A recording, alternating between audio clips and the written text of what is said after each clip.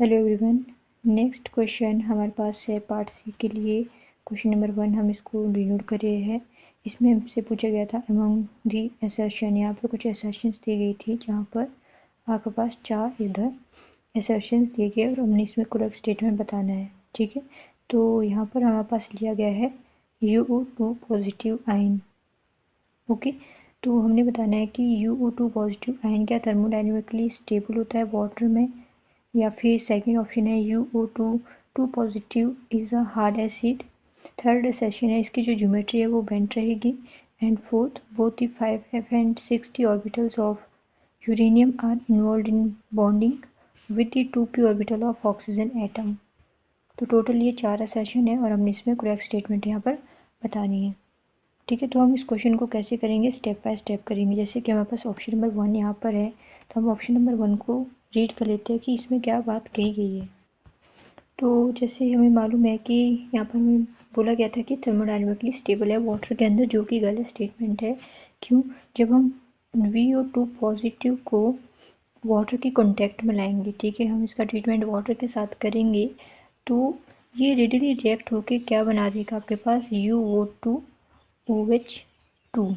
ठीक है, और ये क्या है, एक अनस्टेबल कंपाउंड है वाटर के अंदर, इसलिए ये जो स्टेटमेंट है ये आपके पास करेक्ट नहीं है।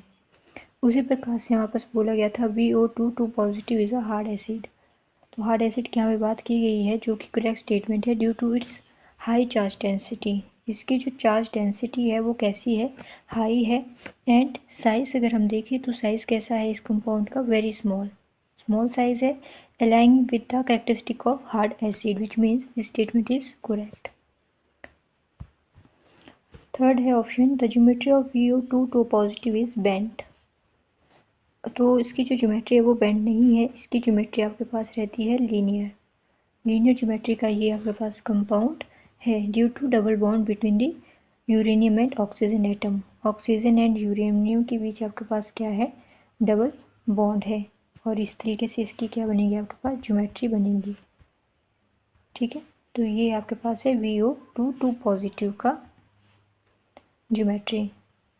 सो बेंट ही नहीं रहेगी, means this statement is incorrect. तो लास्ट जो स्टेटमेंट है उसमें बोला गया है कि both 5f and 6d orbitals of uranium are involve in bonding with 2p orbitals of oxygen atom, which is true. क्योंकि जब आपके पास VO2 पॉजिटिव आयन है, यूरेनियम एटम के यूटिलाइज करेंगे 5f and 6d ऑर्बिटल्स में, तो फॉर्मेशन होगी bonds between the oxygen atoms, which means this statement is right.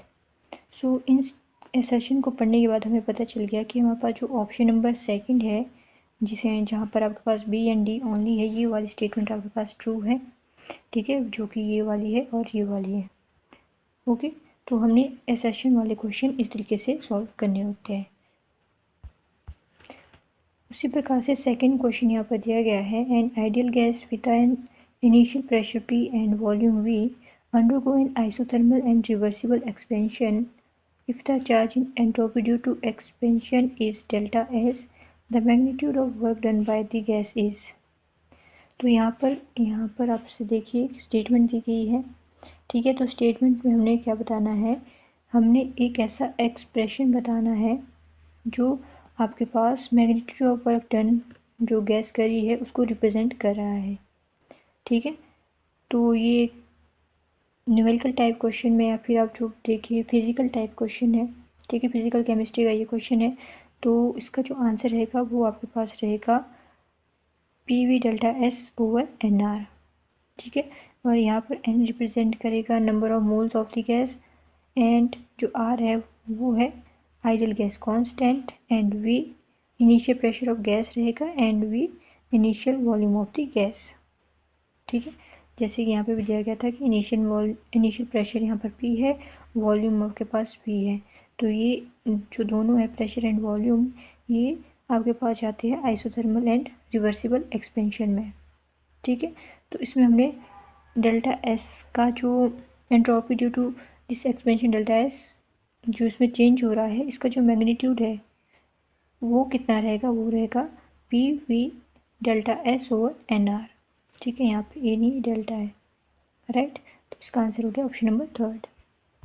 Next question है, in the solid state methyl lithium is tetrameric and has a Li4 core. The correct statement about the structure and bonding in methyl lithium is. तो solid state में जो आपके पास methyl lithium है वो tetrameric रहेगा and इसका जो core है वो Li4 रहेगा। मीन्स लिथियम के आपके पास 4 यहाँ पर मॉलिक्यूल्स रहेंगे कोर के अंदर। The correct statement about the structure and bonding in methyl lithium is. तो हमने करेक्ट स्टेटमेंट बतानी है इन ऑप्शंस में से कि कौन सी आपके पास वो करेक्ट स्टेटमेंट है। ठीक है, तो फर्स्ट स्टेटमेंट यहाँ पे दी गई है, each methyl anion is bridging between 2 lithium center via 3 center 2 electron bonding. Second है, each methyl anion binds to 3 lithium center via 4 centre 2 electron bonding. And third है, it possesses 2 center 2 electron bond. And lastly, each methyl anion is terminally bound to each lithium center. So methyl lithium form करता है tetrameric structure को।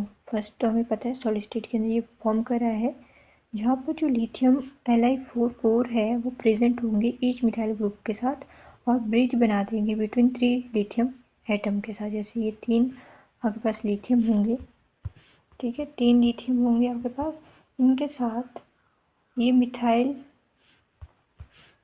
Attached होके एक bridge की formation कर देंगे। तो जब ये अपना इस तरीके से काम कर रहे हैं, ब्रिज बना रहे हैं, तो ये आपके पास बना देंगे distorted cube like arrangement. Distorted cube like arrangement की आपके पास यहाँ पर फॉर्मेशन होती है। And this type of bonding is considered as 4 centre 2 electron bond.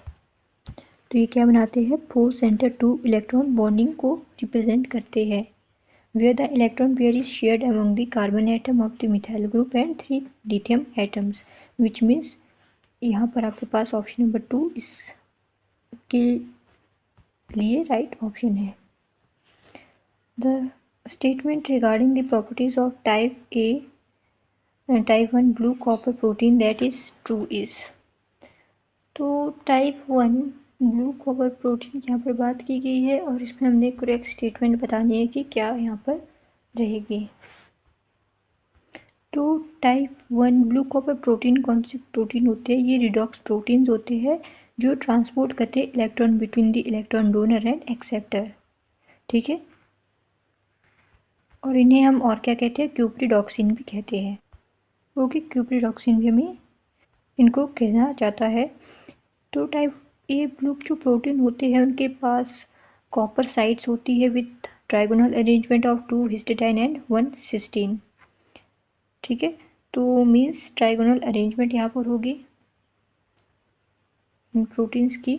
Trigonal arrangement है मीन्स यहाँ पर आपके पास 2 क्या होंगे, 2 तो होने आपके पास हिस्टिडाइन, ठीक है, और एक आपके पास होगा cysteine. Okay, the copper site can sandwich between copper 1 and copper 2 oxidation state.